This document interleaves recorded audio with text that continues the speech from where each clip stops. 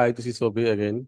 Today, actually, I have a short video about Affinity Publisher S decoration, like left edge, top edge, right edge, and bottom edge, and fill edge, and how it's worked, and what is the reason actually we need this type of uh, decoration. Like, see some example here.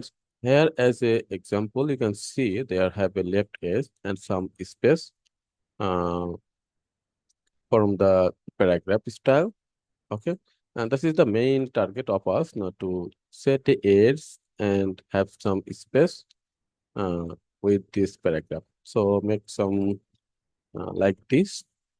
So we are the targeting this paragraph, and if we set this left edge, then it's actually with the paragraph. There are no mm, gap actually. So if we set some left edge increasing, then it will come to the right side. Okay, if we uh, just go to the minus, then it's actually happen that, but the line actually goes to the outside of the margin.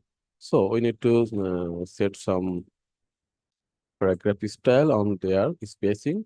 This is left indent. So if we increase this, then it's come to the right side. And this is the main target about our result. Yeah, it looks similar about these things actually. So I think this is a quick video.